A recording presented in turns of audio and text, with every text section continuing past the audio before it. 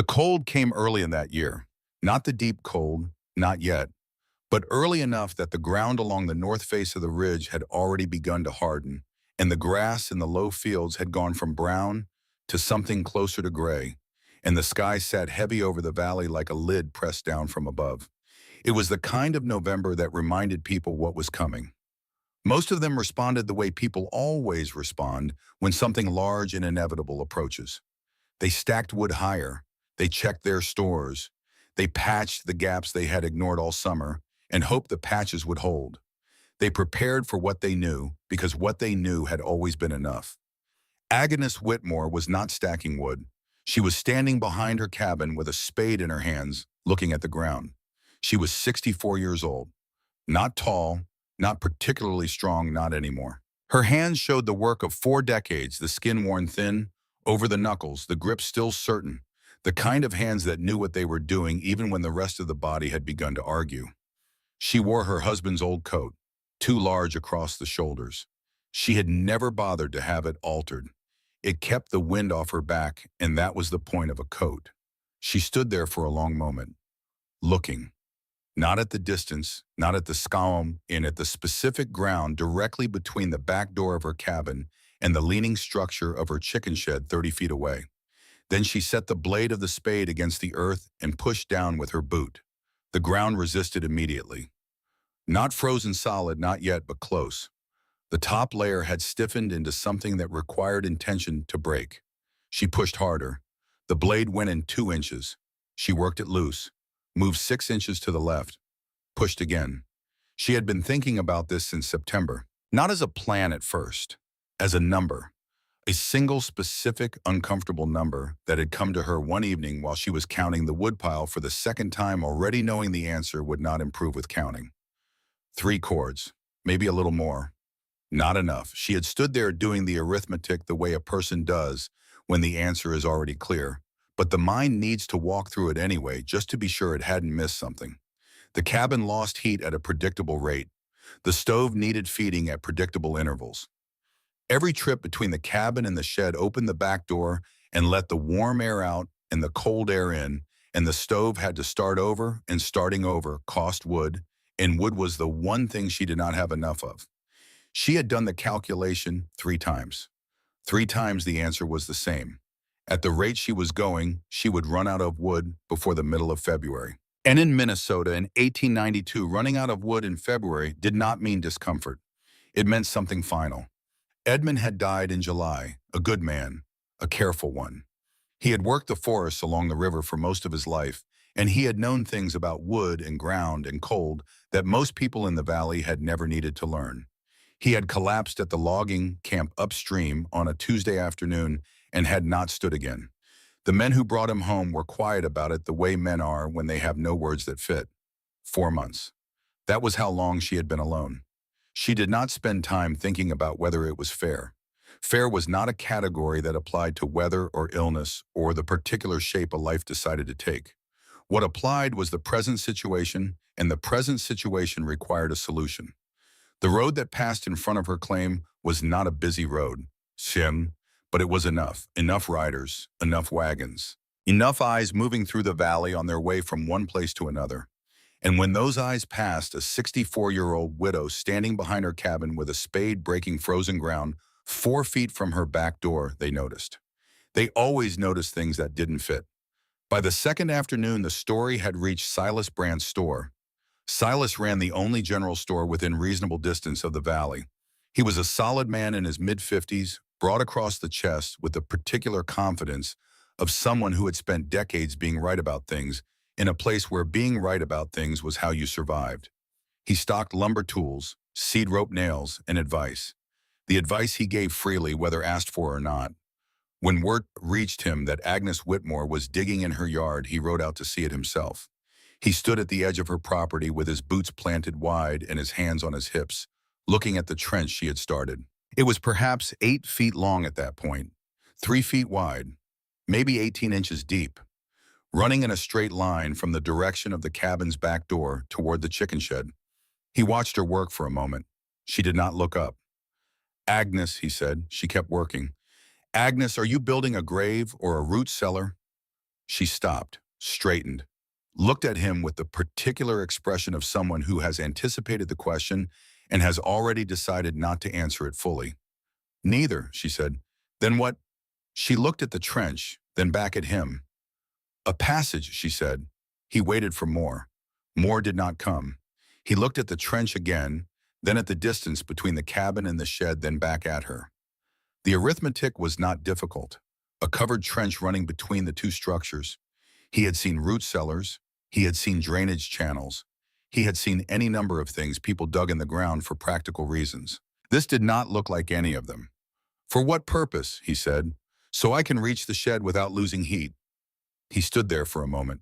A short laugh left him not unkind exactly, but not careful either. The kind of laugh that doesn't mean to wound, but does anyway, because it carries the full weight of certainty behind it.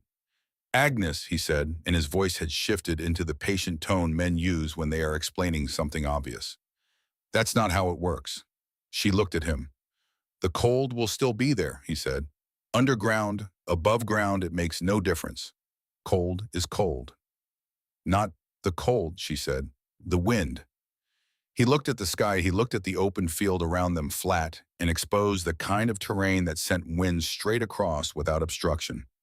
He looked at the shallow trench. A few feet of dirt won't stop Minnesota winter, he said. No, she said, but it will stop the wind. He shook his head slowly. The look on his face was not cruel. It was something closer to resignation. The look of a man who has watched sensible people make poor decisions under the pressure of grief and who has learned that arguing rarely helps. I'll have a cord delivered Thursday, he said, on account. I have enough wood, she said. He looked at the wood pile visible along the side of the cabin. He said nothing, but the look on his face said that he had counted it too, and his count agreed with hers, and they both knew what that number meant. He left without finishing the conversation. By that evening, the story at the store had grown. Agnes Whitmore was digging a trench to stop winter. The men who heard it shook their heads the way men shake their heads when they have decided something is settled. Widow's grief. Mine goes after a loss. A strong woman, they said, but the winter doesn't care how strong you are. Rupert Vane heard it and said nothing for a moment. He was a large man somewhere in his late 40s, with a wood pile that was the largest in the valley and the confidence that came with it. He had weathered 9 Minnesota winters on that property. He had learned what worked and what didn't, and what he had learned fit into a system he trusted completely. She'll figure it out, he said finally, or she won't. He went back to his own work. Agnes went back to hers. The digging was harder than she had expected, not because she had misjudged the ground. She had spent enough years here to know exactly what November ground felt like on the blade of a spade. She had expected the resistance. She had expected the physical cost of it, the ache that started in the shoulders and moved down the back over the course of an afternoon, the way the hands stiffened in the cold and had to be warmed at intervals before they would work properly again. What she had not fully accounted for was the time. She had 2 children grown, now gone to their own lives in other places. She had chickens that needed feeding and watering twice a day. She had a cabin that needed wood brought in and a stove that needed tending, and 100 small tasks that did not stop simply because a larger one had been added. The trench needed to be 30 feet long, 3 feet wide, 4 feet deep. She calculated it at roughly 2 days' work for a young man in good ground.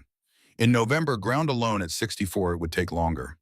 She worked in the morning until the cold became impractical, then went inside and did what needed doing, then came back out in the afternoon when the angle of the sun gave what warmth it had left.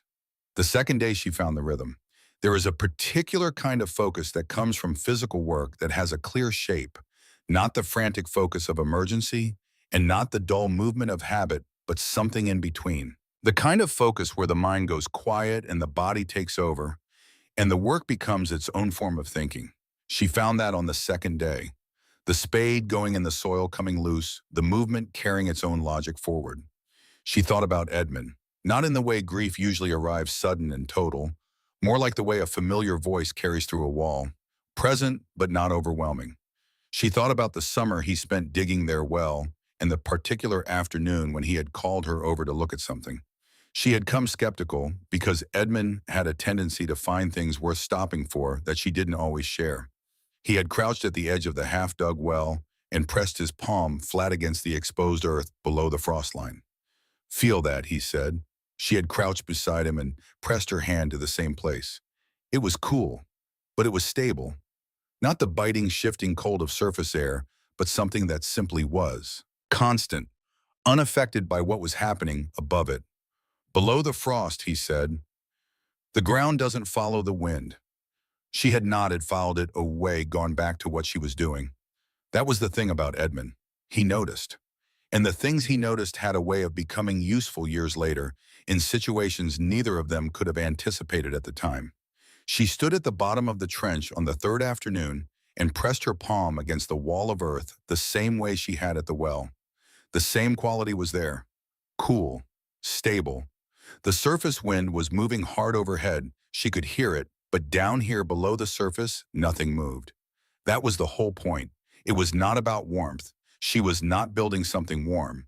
She was building something stable. A channel where the air did not move, where the temperature did not swing with every gust, where the body could pass from one place to another without being reset by the wind. Still air holds heat. Moving air carries it away.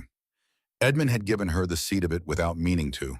The rest she had worked out herself in the long, quiet evenings of September and October, sitting by the stove and running the numbers and following each implication to its conclusion. She had arrived at the trench not through inspiration, but through arithmetic. The arithmetic had been clear. The solution had followed. She kept digging.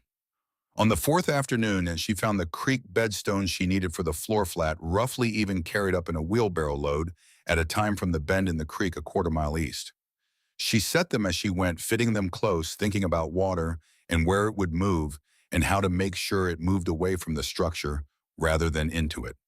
She thought about the timber ribs she had cut from scrap lumber, stacked behind the barn, the way they would sit across the trench, low and close, strong enough to hold the weight of packed earth above them. She thought about the bark she had peeled and stacked the overlapping layers, the direction of each piece, and how it would shed water. She thought about all of it the way she had always thought about problems that required thinking, not all at once, but in sequence, each piece following from the previous one. Nothing assumed, everything verified against what she knew to be true. The fourth night was when it almost came apart. She had not expected that. She had expected physical difficulty. She had expected the cold and the labor and the long days. She had not expected to sit down at the edge of the half-finished trench in the failing light and look at what she had built and feel for the first time genuinely uncertain. It looked wrong, not because the dimensions were off, she had measured carefully, not because the construction was poor, she had been methodical about every element. It looked wrong in the way that any unfinished thing looks wrong when you are tired and the light is going, and the part that exists does not yet give any indication of what it is becoming. She sat at the edge and looked at it. The trench was roughly 20 feet long at that point. The walls were straight. The bottom was level, the creek stones set flush from end to end. The timber ribs were stacked nearby, ready to go in. Everything was in order. Every element she had planned was either in place or prepared and waiting. But the thing itself looked like a mistake. She thought about Silas Brandt's face, the patience in it, the certainty. She thought about Rupert Vane, who had 9 winters behind him and an axe that never stopped moving. She thought about the men at the store and the particular sound that a group of men makes when it has decided something is settled and does not require further discussion. What if they were right? Not about her state of mind. She was not confused. She was not acting from grief alone. Though grief was present in everything she did, those months, quiet and constant, the way groundwater is present in soil, you can't see it, but everything grows from it. She had done the math was clear. But what if the solution was wrong? What if still air below ground did not behave the way she believed it would? What if the cold found a way in that she had not accounted for? What if she spent the last of her strength on a trench that did nothing, and February arrived, and the wood ran out, and there was nothing left to do? She sat with that for a long time. The sky went from gray to dark. The first stars appeared above the tree line. The wind moved across the open field with a low, continuous sound, the kind of sound that doesn't vary, that becomes a kind of silence by itself. She did not pray. She was not a woman who found comfort in asking. She found comfort in knowing, and when she didn't know, in finding out. She reached into her coat pocket and took out the short length of stick she used for measuring. She stood up. She walked the length of the trench and measured it again. Then she measured the distance remaining to the shed. Then she stood at the near end and thought about the wind and where it came from and what would happen to it when it hit the back wall of the cabin and whether the trench was deep enough to stay below the surface turbulence. She thought about the well, about the quality of the earth below the frost line, about the way Edmund's palm had pressed flat against it and the way it had felt against her own palm, not warm but stable, and stable was not a small thing. She stood there for a long time. The math was still the same. The principle was still sound. Nothing she had observed in 4 days of digging had contradicted it. The doubt was not coming from the evidence. It was coming from the dark and from the tiredness and from the fact that the thing was not finished yet, and unfinished things do not defend themselves. She picked up the spade and drove it into the earth at the far end of the trench and kept going. Not because she was certain, because the math was. She finished on the 6th day. The last section of the roof was bark. She had run short of boards toward the end, laid in overlapping layers like shingles, set on the timber ribs, then covered with packed earth pressed down firmly from above. From the outside, the finished structure was a low mound running from the back of the cabin to the chicken shed. Unremarkable, it looked like a ridge in the ground, a natural feature, the kind of thing a person might walk over without noticing if they didn't know what was beneath it. She built the doors last, simple frames of scrap lumber covered with doubled cloth on the inside to hold the air. One at the cabin end fitted into the opening she had left when she came through the back wall's foundation. One at the shed end set into the base of the shed's rear wall, low enough that she had to duck to enter. When both doors were closed, the system was sealed, the air inside the trench isolated from the air rumbled outside the wind, excluded from the equation entirely. She went inside the trench and closed both doors and stood in the dark for a moment. Then she opened the small shutter she had built into the cabin end door to let in a strip of light from outside. The air was still, not warm, but still, and still was what she had built it to be. She stood in the enclosed space and listened. Above her, she could hear the wind. It was moving with some force now, crossing the open field from the northwest, the direction it usually came from in November. But inside the trench, where the air was enclosed and the ground held its temperature regardless of what was happening, at the surface there was nothing, no movement, no pressure, no loss. She stood there for a long time. Then she walked the 30 feet to the shed and opened the door, stepped into the warmth of the animals, and let herself feel just for a moment the particular satisfaction of a thing that works. The snow came 2 days later. Not heavy, not the real winter, not yet, but real snow. The kind that settles into the low places and outlines fences and softens the edges of everything. It came steadily through the afternoon and into the night, and by morning the valley had shifted from brown to white, and with it everything else had shifted slightly. The light, the sound, the particular quality of the cold that came in under the door. Agnes woke before dawn and lay still for a moment, taking inventory the way she always did. Temperature near the ceiling, not bad. The fire had held through most of the night. Temperature at floor level, cold but expected. Her breath was visible in the air above her, which meant the cabin was in its usual morning state. The stove down to coals, the room not warm but not dangerously cold either. She registered the difference between these two states the way a navigator registers the difference between a known current and a dangerous one. They were not the same thing, and knowing they were not the same thing was part of how she survived. She got up, built the fire, put water on. Then she opened the back door. The snow had changed the land outside. The mound her trench was visible now as a low ridge under white, the 2 door openings at each end the only features that broke its shape. She looked at it for a moment from the doorway. The wind was moving across the open field, pulling at the loose surface snow, carrying it sideways. She felt it on her face immediately, the specific coldness of moving air that reaches the skin and begins its work without hesitation. She closed the back door, opened the trench door, stepped inside. The difference was immediate, not dramatic, not the contrast between a warm room and a cold day. More subtle than that and more significant for being subtle. The wind that had been pressing against her face the moment she opened the back door was gone, simply gone, not diminished, not reduced to a bearable level, gone. The sound dropped with it, from the low continuous rush of open-air wind to something that was barely a sound at all, A distant presence overhead, separated from her by packed earth and 6 inches of new snow. The pressure followed, the feeling of being pushed, of leaning into something invisible, removed. She stood inside the trench in the early morning and felt nothing move. She walked its length slowly. 30 feet, no resistance, no urgency. No need to lower her head or quicken her step or brace against anything. The air around her was cool and still, the temperature of a space that the ground keeps rather than the temperature of a space the wind creates. These are not the same temperature. The first is manageable. The second is the one that costs you. She reached the shed, opened the door, stepped inside. The animals were calm, not restless, not cold stressed, not showing the particular anxious behavior that animals show when exposed to sustained pressure from weather. They had passed the night in their usual way, undisturbed. She did what needed doing, took her time doing it. Then she walked back through the trench. When she opened the inner door into the cabin, the air inside met her the way it was supposed to. Not replaced by cold, not depleted by the door swinging open onto a wind-exposed space. The stove's work was intact. The room held what it had built through the night. She stood in the kitchen and understood with the particular clarity that comes from feeling something rather than only reasoning it that the system was going to hold. Outside, she could hear Silas Brandt's wagon moving along the road in the distance. She could hear the wind following it across the open fields. She stood at her stove and put a piece of wood on the fire, a single piece deliberate, and listened to it catch. 30 feet away, buried under 6 inches of snow and packed earth, the air was standing completely still.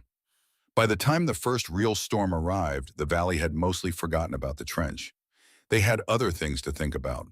The snow had changed the daily cost of everything. Fetching water cost more. Feeding animals cost more. Moving between structures cost more. The cold did not care about plans or preparations. It arrived at its own schedule and taxed everything it touched. People were busy with what they knew. Agnes was busy with what she had built. Every morning she made the same walk. Every morning the trench was the same. The wind was above her. The air around her was still. The cabin kept its temperature through the night with less fuel than the previous winter. Less fuel than she had calculated it would need, less fuel than anyone in the valley would have believed she was using. She kept count, not in a ledger, in her head, the way she kept everything. Each piece of wood that went into the stove, each morning's temperature, each trip through the trench and what it cost in warmth and what it saved. The running total was becoming significant, not the dramatic significance of a sudden discovery, the quiet significance of a margin that grows a little wider every day and whose final meaning only becomes clear over time. She did not tell anyone. There was no one to tell, and even if there had been, she understood something that most people are slow to learn, that evidence speaks more clearly than argument, and that the time to speak is when the evidence is undeniable, not before. Speaking before the evidence is complete is what turns a true thing into a disputed one. She knew what she knew. She had built what she had built. She would wait. Silas Brandt, passing her lane on his way to the far farms one afternoon, slowed his wagon and looked at the snow-covered mound running behind her cabin. It looked like nothing, a ridge, an irregularity in the ground, nothing more unusual than a frost heave or a buried drainage channel. He looked at it for a long moment. Something in his expression moved, something that was not quite the certainty he had ridden away with in November. Then he flicked the reins and kept moving. At the far end of the south road, the Hargrove place showed the kind of smoke that meant a stove being pushed past its design, heavy, continuous, the smoke of a fire that was compensating rather than maintaining. Agnes noticed it as she noticed everything about the valley in winter. Not with judgment, with the particular attention of a person who has learned that early observation costs nothing and late observation costs everything. The first real storm was forming somewhere to the northwest. She could feel it in the quality of the air, the particular stillness that comes before something large. She had felt it before. She knew what it meant. She went inside, checked the wood beside the stove, checked the wood in the pile outside, checked both doors of the trench for their seal, checked the small shutter in the cabin end door, and sat down. She was ready.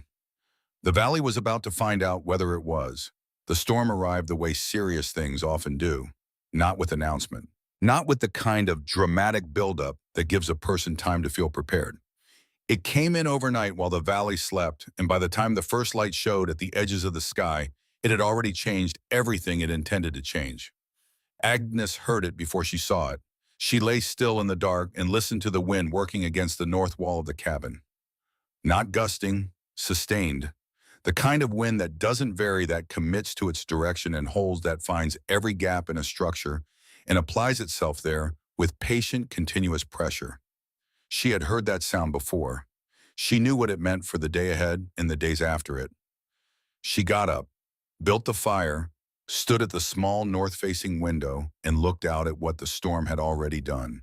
The drifts had formed against every exposed surface, along the fence lines, against the wood pile, against the cabin walls themselves, packed up to the lower edge of the window on the north side. The snow was still moving, not falling exactly, being carried sideways and low, filling in anything that broke the surface of the wind. She dressed carefully. Then she opened the back door. The wind hit her face and turned her immediately, sharp, direct, unbroken across the open field behind her, nothing to interrupt it for 300 yards in any direction. She felt it take the warmth from her cheeks in the first seconds and begin working on her hands. She closed the back door, opened the trench door, stepped inside. What happened in that passage, in that narrow space between one world and another, was not dramatic. There was no roaring fire, no sudden warmth, no rescue from the cold. There was simply the absence of wind. And in the absence of wind, in that enclosed space of still, cool air, everything the storm was doing outside became irrelevant. The temperature inside was cool. The temperature outside was the same. But outside, that temperature was being delivered at speed, driven into every surface, pried into every gap, multiplied by the force of its own movement. Inside the trench, it simply sat. And what simply sits can be managed. She walked to the shed, did what needed doing, walked back. The cabin held what it had built. She put a piece of wood on the fire and sat down. Outside, the storm continued. She could hear it. She did not need to go out into it. The storm lasted 2 days. When it passed, Agnes went outside and assessed the damage the way she always assessed things, without drama, with attention. The drifts against the north wall were significant. The wood pile had its cover blown partially off and needed resetting. The trench doors had held. The seals were intact. She went back inside, made a note of the wood she had used during the storm, compared it to what she had calculated she would need, and found the number better than expected. Not slightly better, measurably better. She filed the number. It was the beginning of December, and winter had only begun. 3 days after the first storm, Silas Brannett rode out to the Whitmore place. He told himself it was a routine check. He was in the habit of making rounds after bad weather, checking on the older residents, the ones who lived alone, the ones whose wood piles he had reason to worry about. It was a practical habit, not a personal one. He was the kind of man who kept track of people, because keeping track of people was part of how he understood the valley and his place in it. He rode up the lane and stopped his horse. Agnes was in the yard, not struggling, not working frantically to dig out from the storm's aftermath. She was moving at a measured pace, clearing a path from the front door to the road. Her movements were the movements of someone who was not behind, who was managing, who had something left in reserve that she was choosing not to spend. She looked up when she heard the horse. "Silas," she said. "Agnes." He dismounted, tied the horse to the post by the road, walked up the lane. His eyes moved across the yard the way his eyes always moved across things, taking inventory, because inventory was how he understood the condition of places and the people in them. The wood pile. He looked at it, then he looked again. Then he made himself look at something else, because what he had seen required him to recalibrate, and recalibrating in front of someone was something he preferred not to do. He had expected the woodpile to be depleted. After a storm like that, after the week of cold that preceded it, a single person heating that cabin would have burned through a meaningful portion of what they started with. His running count of the valley's residents and their likely supply was a practical habit, not a morbid one. The count for Agnes Whitmore had been a quiet concern since he first saw her woodpile in October. The woodpile had barely changed. He cleared his throat, looked at the snow-covered mound running behind the cabin. "That held," he said. Not quite a question. "Yes," she said. He looked at the mound for a long moment. The shape of it had changed, slightly larger under the snow, the drifts having added to it from the sides, the 2 door openings at each end, clear where she had shoveled them out. Everything between those two openings was buried under a smooth white curve. It looked less like a structure and more like a feature of the land itself. "You haven't ordered more wood," he said. "No." "The storm didn't change that." "No." He stood in the yard with his hands in his coat pockets and looked at the mound and did not say what he was thinking. What he was thinking was that he had been wrong. Not about the difficulty of Agnes's situation, he had been right about that. Not about the quality of her woodpile, he had been right about that too. Wrong about the trench. About what it would and would not do. Being wrong was something Silas Brandt processed slowly and privately. "If you need anything," he said finally.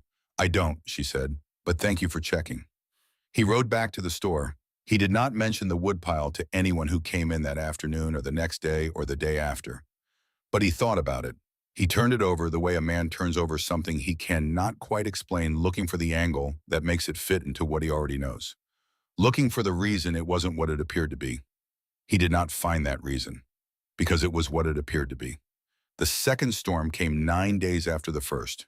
Deeper, harder. The kind that changed the valley in ways that lasted drifts so large, they redirected foot traffic for weeks afterward, ice forming on the inside surfaces of window frames in every cabin that had a gap somewhere in its construction, the particular sound of roof timbers adjusting under uneven load, that everyone who heard it pretended not to hear because there was nothing to be done about it until spring.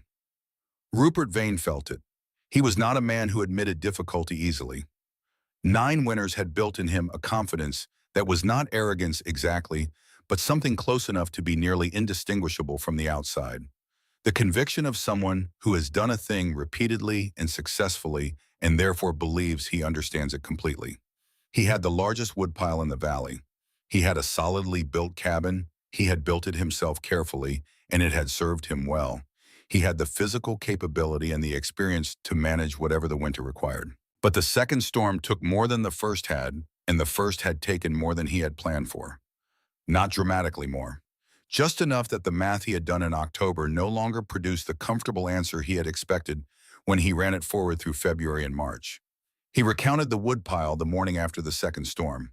The answer did not improve. He spent the afternoon chopping. Hard work, rhythmic, the kind that has always helped men who are not ready to think yet. He chopped until his arms ached and the pile had grown by a cord and the sun had dropped behind the tree line to the west. Then he stood in the cold and looked at what he had added and knew in the place where honesty lives below calculation that chopping harder was not the solution. He had enough strength to add wood. He did not have enough trees close enough to add what he actually needed. The solution was somewhere he did not want to look. He looked anyway. Across the valley through the bare trees, he could see the faint line of smoke rising from Agnes Whitmore's cabin. Thin, steady, the smoke of a fire that was doing what it needed to do and nothing more. Not the heavy, continuous smoke of a stove being pushed hard against a losing battle.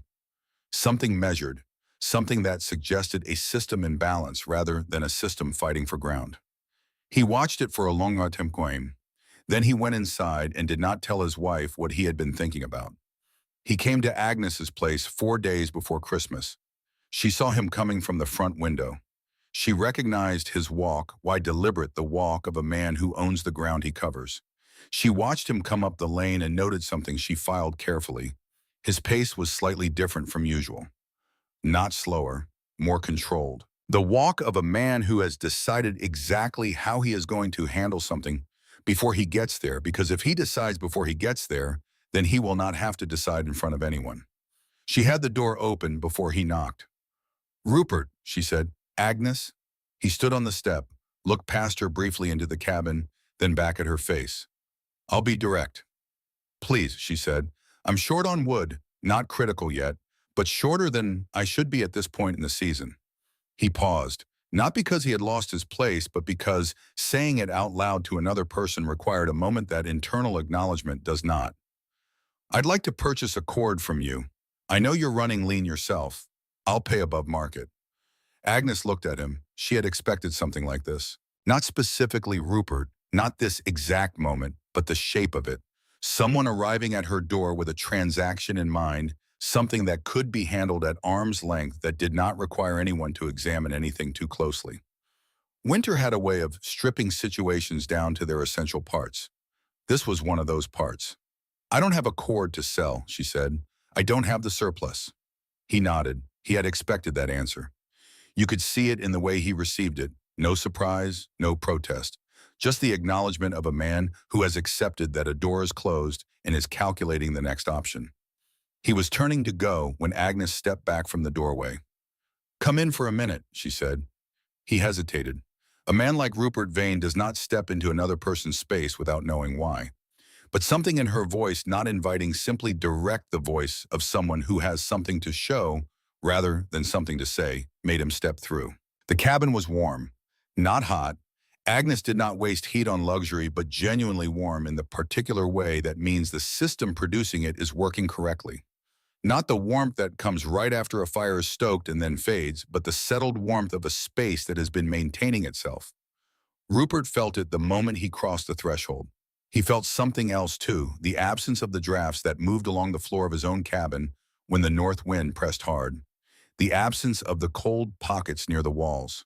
Just an even temperature throughout the space consistent from the stove outward. He looked at the wood pile near the stove.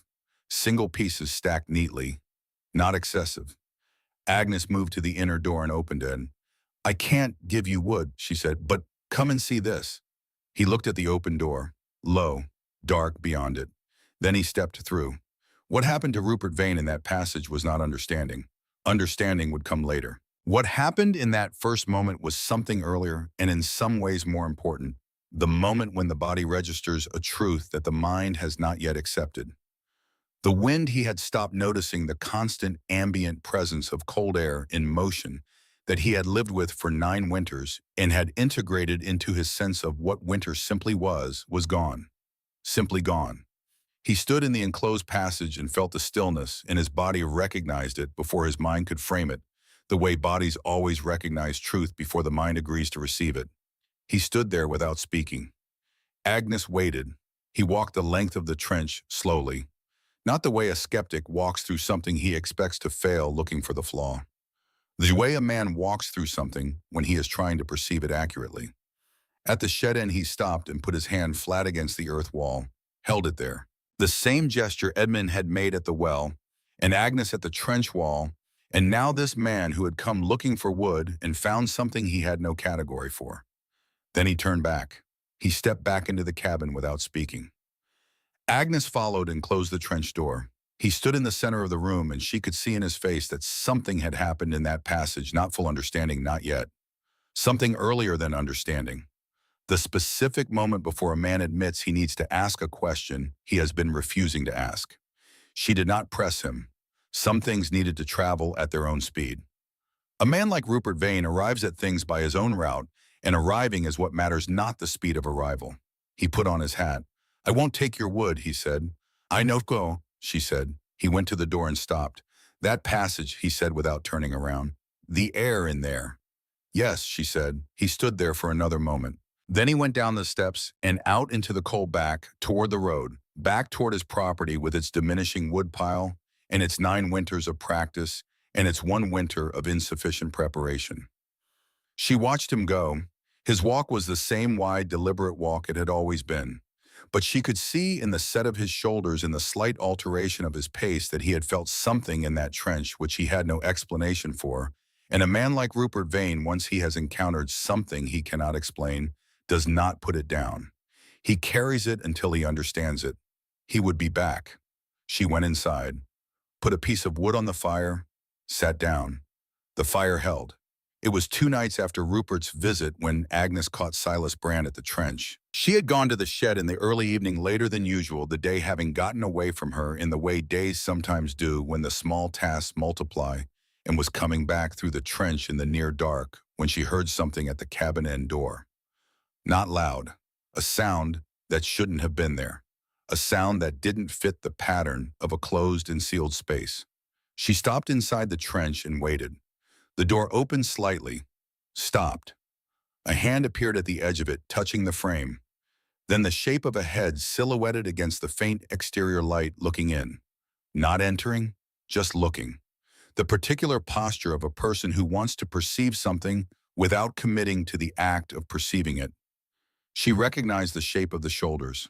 Silas Brandt, standing at the entrance to the trench alone in the near dark at an hour when no one would expect to be observed. She watched him for a long moment. He was still the way a man is still when he is genuinely trying to perceive something rather than confirm something he already believes. Not inspecting, feeling, the quality of the air inside the trench, the stillness of it, the thing that could not be explained in the vocabulary he had always used that required a different vocabulary he did not yet have. She took a step forward. He heard the footstep, pulled back, turned, saw her standing in the trench 3 feet away looking at him. The two of them stood in the near dark and looked at each other. Silas Brandt's face did not do anything simple. It moved through something, the first flash of embarrassment, then something harder beneath that, the resistance of a man who has been caught in the act of questioning what he was publicly certain of. Then it settled into something quieter than either of those. Something that was neither the certainty of November nor the embarrassment of this moment, but something that had been building between them across the weeks of winter. Agnes did not speak. Silas did not speak. After a moment, he stepped back from the door and walked away toward the road. She heard his footsteps in the snow, steady and unhurried, a man who walks as though he chose to leave rather than had to. She stood at the entrance to the trench for a moment. Then she went inside the cabin, built up the fire, and sat down. She did not need to think about what it meant. She already knew. A man like Silas Brandt does not come to look at something in the dark unless he has already, in private, stopped being certain that it is wrong. The public position can lag behind the private one for a long time in a man whose public position carries weight. But the private one was what mattered, and the private one had already changed. December closed like a fist. The temperature dropped every few days, not back to where it had started between drops, but lower each time, the floor of cold rising, so that what had been a difficult night 2 weeks ago was now an ordinary night, and what was coming would be worse than anything so far. The kind of cold that doesn't announce itself dramatically, but simply establishes itself as the new condition, the new baseline from which everything else is measured.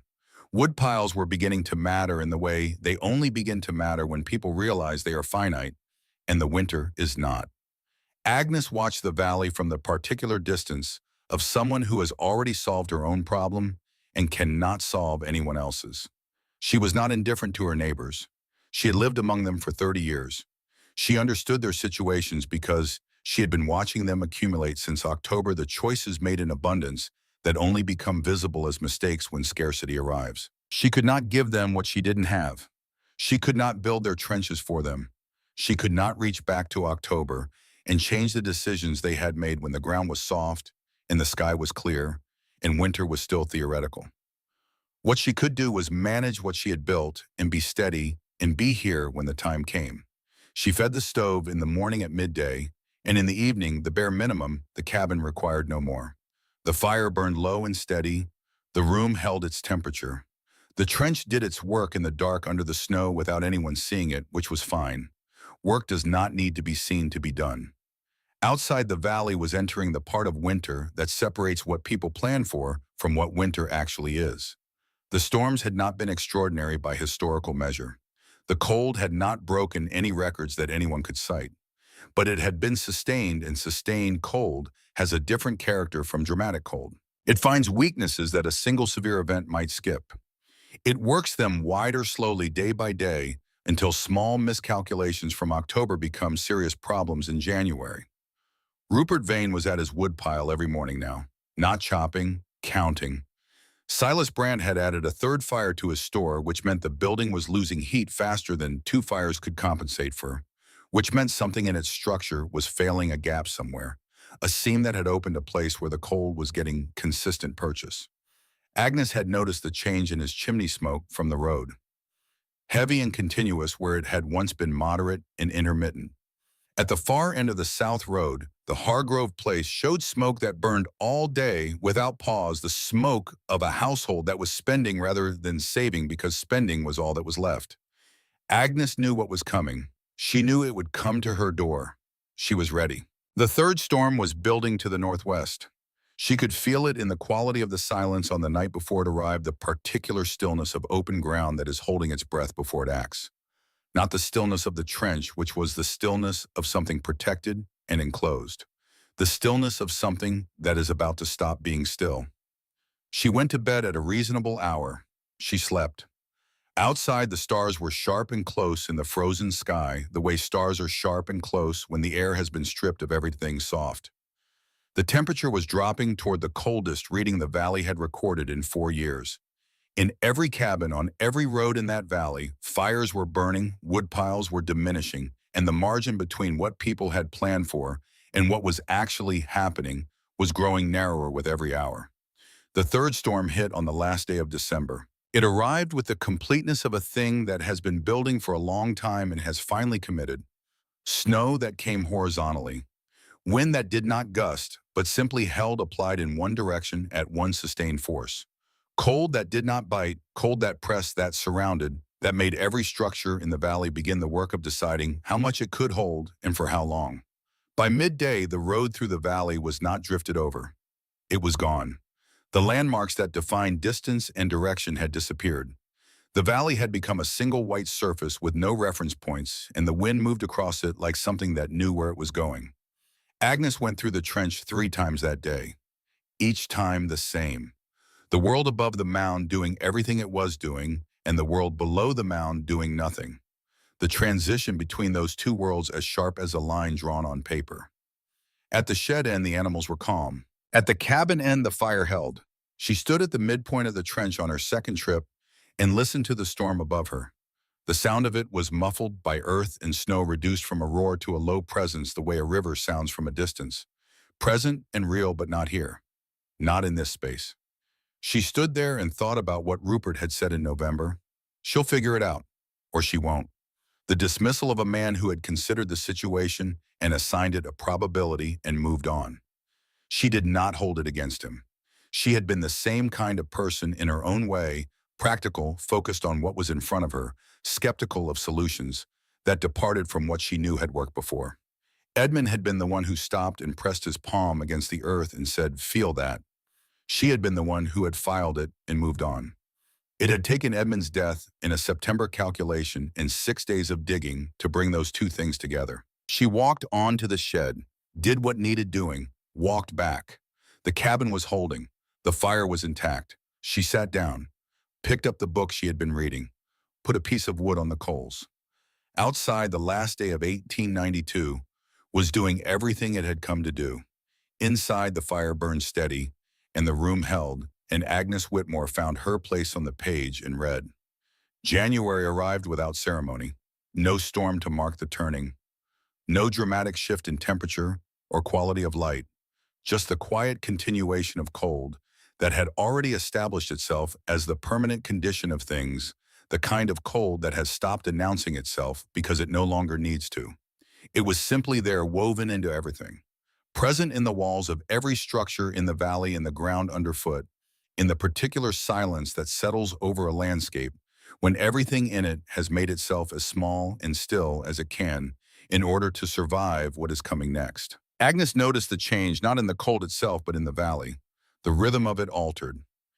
In December, people had still moved. They made trips, ran errands, came and went from Silas Brandt's store with the purposeful energy of people who are managing a difficult situation and believe they are managing it adequately.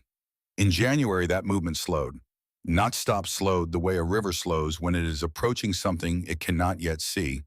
Doors opened less.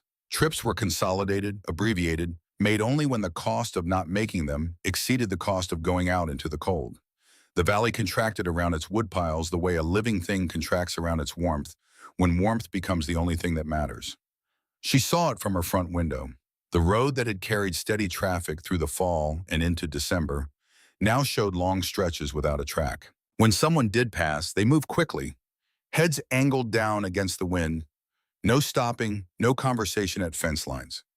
The easy back and forth of people managing a problem together had given way to the isolation of people managing a problem that has become individual. Cold does that. It doesn't make people unfriendly. It makes every unnecessary thing expensive, and conversation is a kind of expense. Agnes understood this.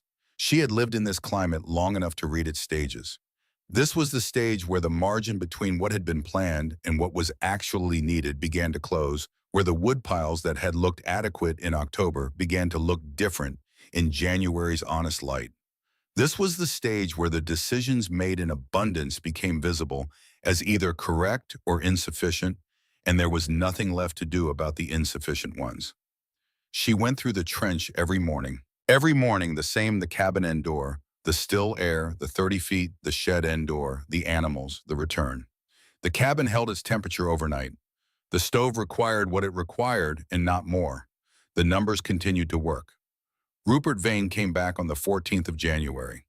Agnes knew it was him before she opened the door. She recognized the knock, 3 deliberate strikes, evenly spaced the knock of a man who has decided what he is going to say before his hand touches the wood. She had been expecting him for several days. She had been watching the temperature and counting the weeks since his first visit, and doing the arithmetic she suspected he was also doing privately at his own woodpile. She opened the door. He was standing on the step the way he had stood the first time, upright, deliberate. But something in the architecture of his posture had changed. The first time he had come with a transaction in mind, something that could be handled cleanly and at arm's length. What stood before her now was not a transaction. It was something harder than that, something that required more of a man than a transaction does. "Agnes," he said. "Rupert, come in." He stepped inside. She closed the door. He stood in the center of the room and looked at it the way he had looked at it the first time, the woodpile, the fire, the settled temperature of the space, and this time he did not file it away or look for an explanation that fit his existing understanding. He just received it, directly, as what it was. "2 weeks," he said. "Maybe 3 if I'm careful. Then I'm out." She looked at him. "And careful is already what I'm doing," he added. "This isn't me being wasteful and asking for help. I've been careful since December." "It's still 2 weeks." She nodded, because there was nothing to say to that would help him. The numbers were what they were. A man like Rupert Vane did not make that admission easily, and making it to her specifically, to the woman whose trench he had dismissed in November, to the woman he had come to in December looking for a transaction, and left with something he couldn't explain, required something from him that she recognized and respected without needing to name it. She moved to the inner door and opened it. "Sit down," she said. He looked at the open door, at the darkness of the trench passage beyond it. Then he crossed the room and ducked through and sat on the short bench she had built just inside the entrance for exactly this kind of conversation. Agnes sat across from him, close in the narrow space. The door to the cabin was open behind them, letting in a strip of light. The door to the shed was closed at the far end. The air between them was absolutely still. Neither of them spoke for a moment, because the situation did not require preamble. 2 practical people in their later years sitting in a space that had made a specific argument about heat and wind and loss, one of them having proved the argument true across an entire season, the other having proved it true by failing to apply it. "Explain it to me," Rupert said. "All of it, from the beginning, not the trench, the thinking." "I can see the trench. I need to understand the thinking." Agnes looked at her hands for a moment. Not gathering herself, she had no need to gather herself. Just the brief pause of someone deciding where to start, what the right first principle is. "Cold doesn't take your heat," she said. "Wind does." He said nothing, listening in the way practical men listen when they have decided to listen completely without preparing a response. Cold receives heat. It accepts what comes to it gradually, the way the ground accepts water. Wind carries heat away actively. It strips it from surfaces. It enters spaces and replaces warm air with cold air faster than any fire can compensate. Every time you move between your cabin and your barn in open air, the wind strips the heat from your body and from the building when the door opens. Every trip costs you. Not a little, immeasurable amount that compounds across days and weeks. He was looking at her with the focus of a man who is not just hearing words, but rebuilding something in his mind as each word arrives, laying the new structure over the old one and finding it fits better. "Stop the wind," she continued, "and you stop most of the loss. The temperature inside a still space stays close to what you've built. The ground below the frost line holds a temperature that doesn't change regardless of what's happening at the surface. No gusts, no pressure variations, no contact with moving air. This passage has the same temperature now as it did in November, the same temperature it will have in February. Still air constant, ground, no exposure. She paused. Every trip I make to the shed costs nothing. Nothing is stripped. Nothing is replaced. When I come back through that door, the cabin is exactly as I left it. The same fire that would have heated this room for 3 hours still heats it for 3 hours, because nothing has interrupted it. Rupert was quiet for a long time. Outside, the wind was moving across the field, 15 miles an hour steady, the kind of wind that doesn't feel dangerous until you've been in it for 10 minutes and your hands have stopped cooperating.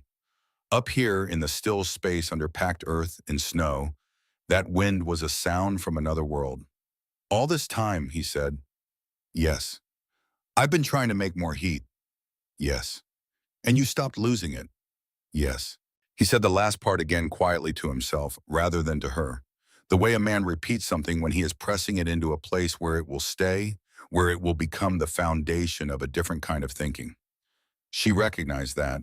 She had done the same thing the afternoon she had pressed her palm against the earth wall in the bottom of Edmund's well, and understood without yet having words for it that what she was feeling was not just cool ground. It was the beginning of an answer to a question she hadn't known she was asking. The snow on top, Rupert said after a moment, that helps. It adds insulation, still air trapped in the snow itself. The drift against the mound is better than bare earth. So the storm made it stronger. Yes. Something moved across his face. Not quite a smile, something more considered than a smile, the expression of a man who has encountered a reversal and is determining what it means about the larger system. I can't build this now, he said. No, the ground is frozen 2 feet down and deeper. Spring, before the first cold week in October. That's when it needs to be built. Not when you need it, before you need it. The problem with most solutions is that people build them after they understand the need, and by then the conditions that make building possible are already gone. He nodded slowly. His eyes moved along the walls of the trench, up to the timber ribs overhead, down to the flat stones on the floor. She could see him memorizing it, the dimensions, the construction choices, the reason for each element. The practical mind, absorbing and cataloging. I owe you an apology, he said. Agnes shook her head. No, she said. You owe yourself a trench. That's more useful than an apology and will serve you longer. He looked at her for a moment. Then he nodded once with the finality of a man who has received something he intends to carry. They sat in the still air a moment longer. Then he stood ducked back through the door into the cabin, and Agnes followed. He put on his coat at the door and stood for a moment in the warmth of the room, and she could see him preparing himself for the walk home, building it in his mind, accounting for the wind. He would step back into the cold that would meet him at the end of the lane.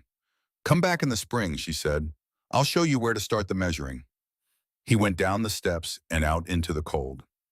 Agnes stood at the window and watched him go down the lane, his walk wide and deliberate as it always was. He turned onto the road and headed south toward his property, into the wind, back toward everything he had built and what it still needed to become. She closed the door. The fire held. The room held what it had built. She put a piece of wood on the coals and watched it catch. Silas Brandt came on a Thursday, not casually, not in passing. He came in the mid-morning on a weekday, which meant he had closed the store to make the trip, which meant this was not incidental, and he had made a deliberate decision to come at a time when decisions cost something. Agnes saw him riding up the lane and put water on before he knocked. He came in and sat down at the table without being asked, which told her what she needed to know about his state of mind. Silas Brandt was a man who observed formalities because formalities were part of how he maintained the structure of his relationships with people. Sitting without being asked meant the formalities had become too heavy to carry alongside whatever else he was carrying. She set 2 cups on the table and sat across from him. He looked at the woodpile near the stove, then at the fire, then at her. Your consumption, he said. I've been keeping records since October, who's ordered what from me, and when who's running low, who I need to check on. You haven't ordered wood since September. He paused. Not through what we've had this winter. That's not possible by any accounting I know. It's possible, she said. The trench. Yes. He was quiet. The water heated on the stove. Agnes poured 2 cups and set one in front of him.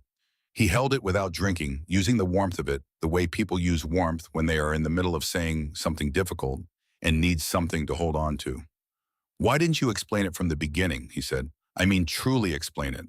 Sit down with people before winter and draw it out and make them understand what you were doing and why. Agnes considered the question because it deserved to be considered. It was an honest question from a man who was trying honestly to understand something, and honest questions deserve genuine engagement rather than easy answers. Because you wouldn't have listened, she said, not you specifically people. In October, when I started building, everyone had their wood in. Their systems were established.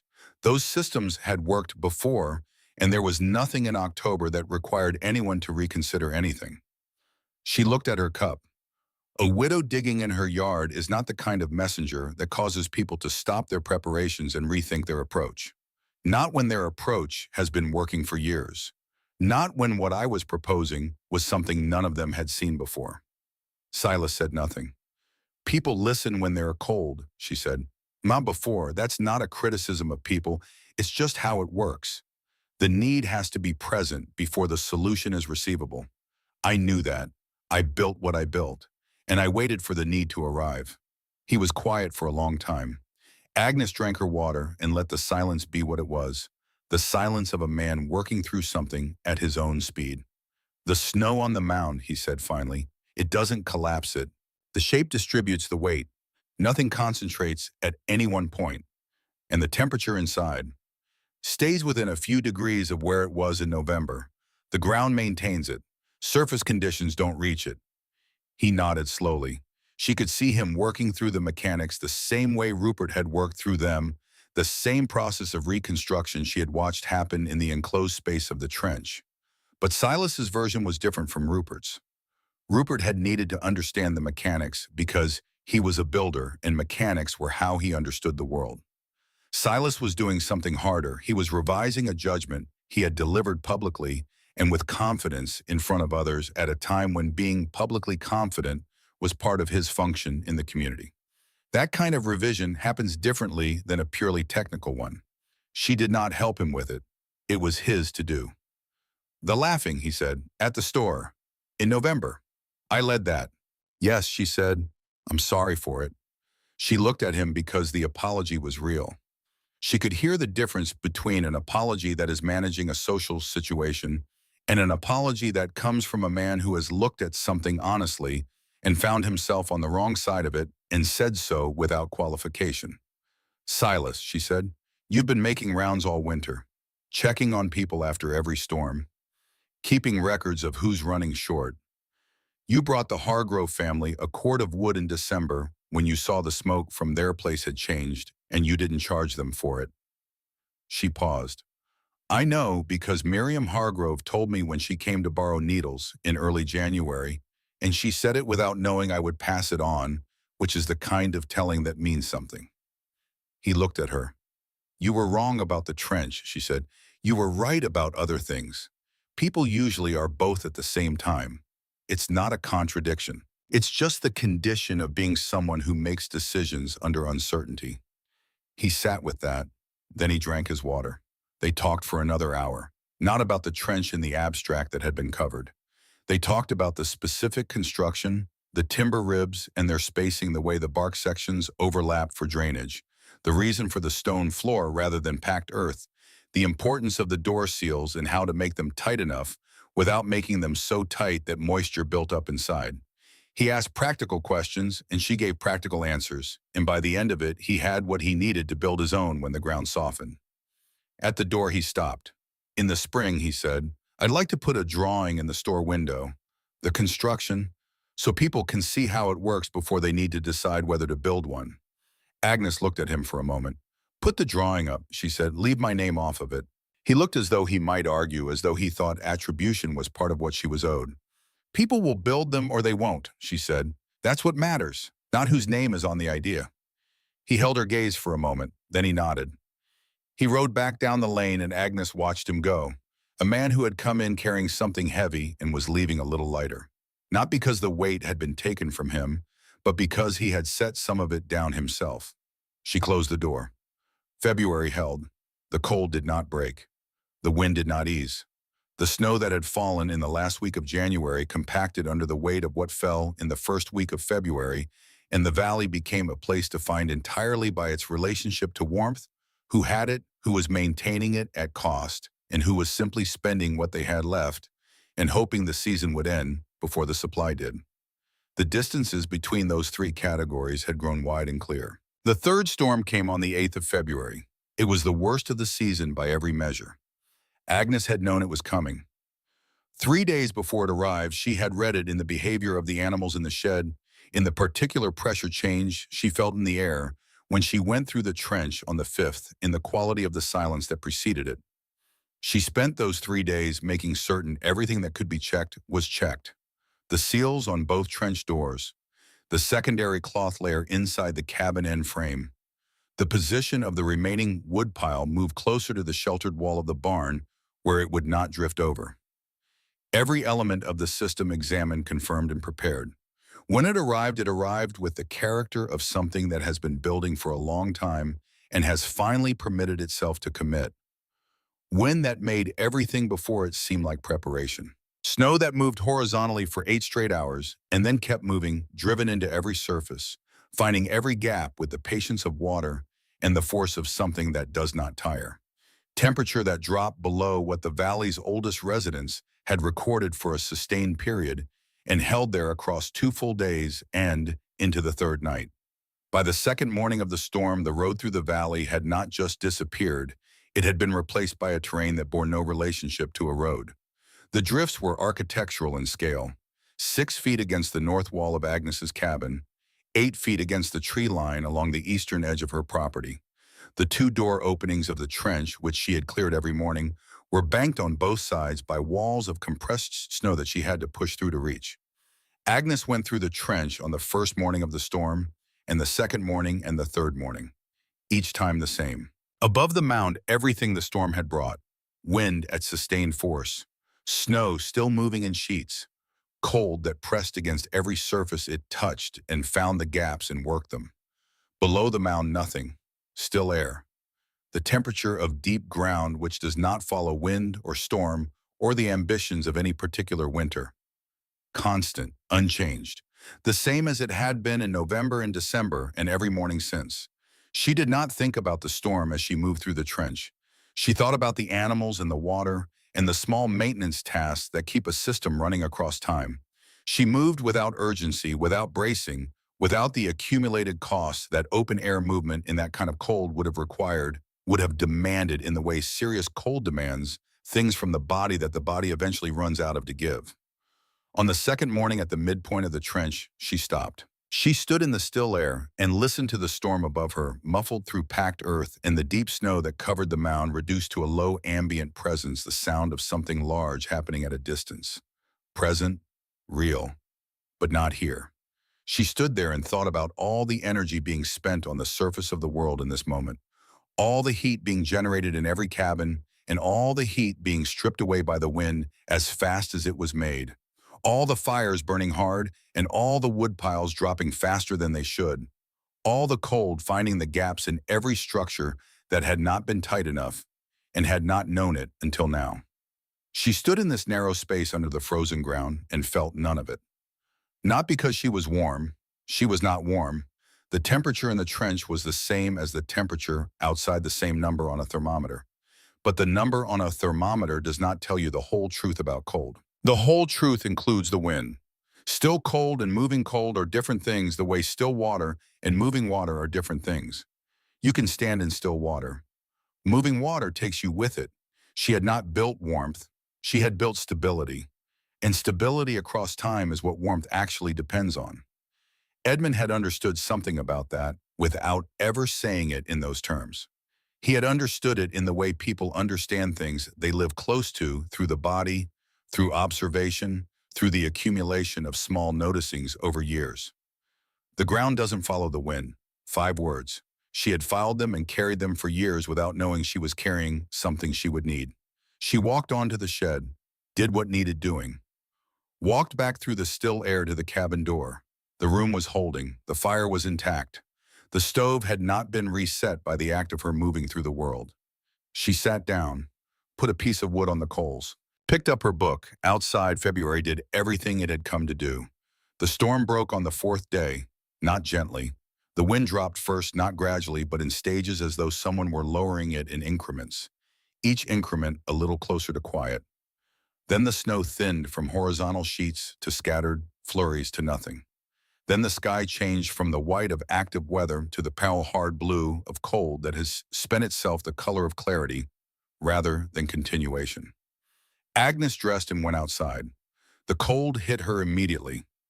Real cold, the residual cold of a major storm stripped of moisture sharp in the throat.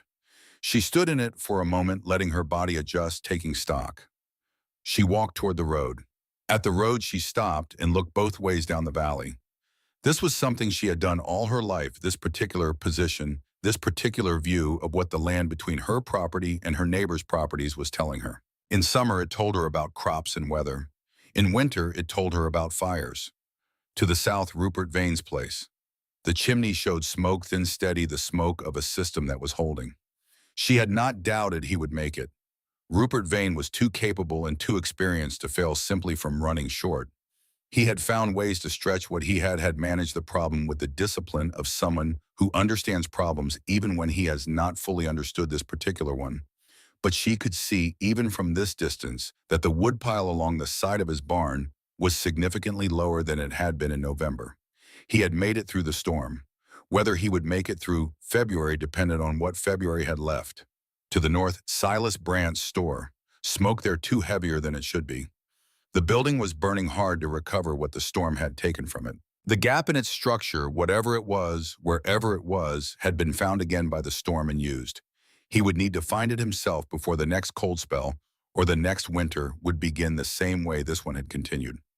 Midway down the south road, the Hargrove place showed a thin, steady smoke, no longer the heavy compensating smoke of a household burning through its reserve, but the careful smoke of people who had learned somewhere in the middle of this winter to manage more precisely. Agnes did not know exactly what they had learned or how. It didn't matter. The result was visible in the smoke. She stood in the road and looked at the valley around her. She thought about what this winter had been in the plainest terms. A cold season in Minnesota, not the worst in memory, not a historical event. A normal winter with normal storms and normal cold that sustained itself in the way Minnesota cold sustains itself and does not apologize for. What it had revealed was not unusual circumstances, but ordinary ones stripped of the margin that usually makes ordinary circumstances manageable. The margin had been what she built in November. She turned back toward the cabin. The mound was there behind it, lower now under the compacted snow of the season, less dramatic than it had been in the deepest cold of February, settling back toward the ground. From the road it looked like nothing, a slight irregularity in the land behind the cabin. In another month, when the surface softened and the first growth returned, it would barely be visible at all. She opened the back door and stepped inside. The cabin was warm. Not the warmth of a fresh fire, the settled warmth of the system that had been maintaining itself through the night, through the storm, through the long, sustained cold of a Minnesota winter, with nothing but its own design to rely on. She stood in it and felt the steadiness of it, the product of something thought through and built carefully and maintained consistently. She moved to the stove, looked at the woodpile. Enough for 3 weeks, maybe a little more. She had started November with 3 cords. She had made it through the worst winter the valley had seen in 4 years, with something left at the end of it. That difference between the calculations she had made in September and the result she was standing in now was the trench, not magic, not luck. 30 feet of packed earth and still air and stone floor and doubled cloth built before it was needed, performing exactly what it had been built to perform. She picked up a single piece of wood, set it on the coals. Watch the bark catch first, then the grain of the wood beneath the flame establishing itself in the unhurried way fire establishes itself when it has been given what it needs and no more. March came in the second week of the month like a rumor that hasn't been confirmed yet. A slight softening in the quality of the air on certain mornings. A day here and there when the temperature rose above the line it had been holding below for months. The light changed its angle, the sun not warmer exactly, but arriving differently, at a position in the sky that had been unavailable since October. reaching into places it had not reached in all that time. The snow began to change from the dry, compressed substance of deep winter to something with more weight and give to it. The icicles along the eaves grew longer in the afternoons and dripped. The road through the valley reappeared in sections, this stretch of packed surface emerging as the drifts against it softened, then that stretch the road reconstituting itself piece by piece from the drifts that had buried it. Agnes felt the loosening of it in the way you feel any sustained pressure, when it begins to ease not as the arrival of something new but as the return of something that had been withheld. Not warmth exactly. Room, the particular sensation of having room again after months of everything compressed and close and requiring constant management. She went through the trench every morning through March, even as the practical need for it diminished with the warming. She went because she wanted to observe it through the transition to understand what the still air inside did, as the surface temperature changed, how the differential between inside and outside behaved as the outside rose. She took note of what she found. The principle held consistently across changing conditions. The ground below the frost line did not warm at the same rate as the surface. Still air remained the still air regardless of what the temperature was. The trench continued to do what it did at a smaller scale simply because its structure had not changed. She found this useful. She filed it. The morning she saw the digging was a Tuesday in the second week of March. She had walked to the road as she did most mornings, now that the walking was easier to look at the valley in the particular way that the end of a difficult thing makes you want to look at the place where the difficulty happened. To take stock. To compare the present to the beginning and see what the distance between them amounts to.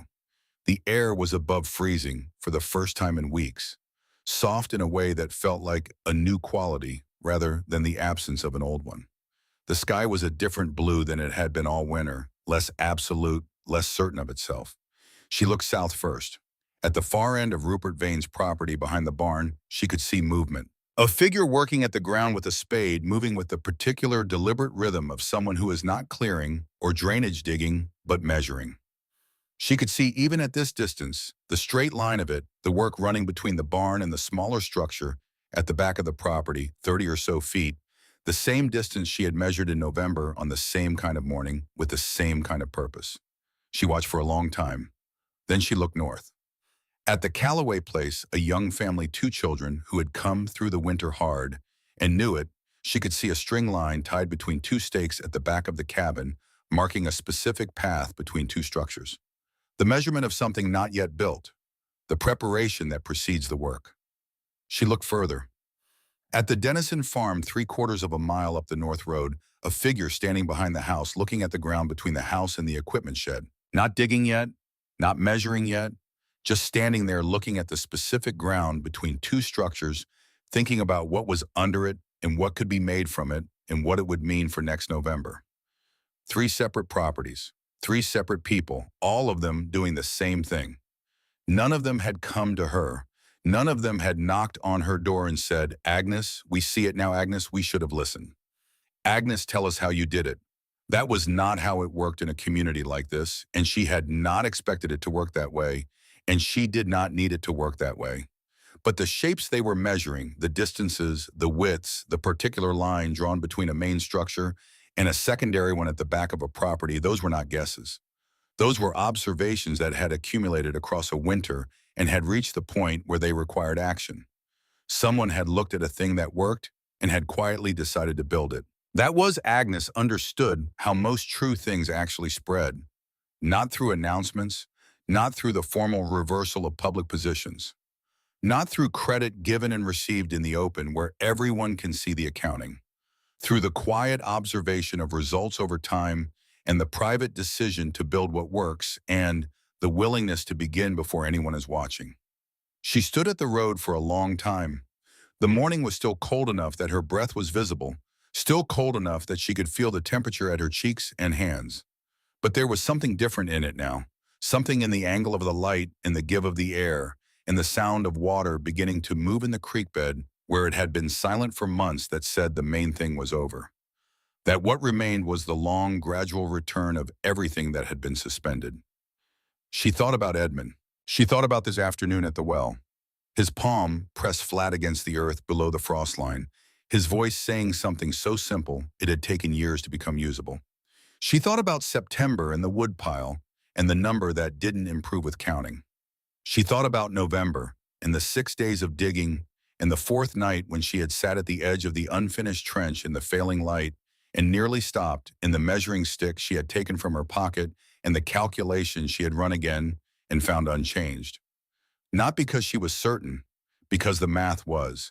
She turned back toward the cabin. The mound was there behind it, lower now settling back toward the surface, the outline of it softening as the snow around it compacted and the edges blurred.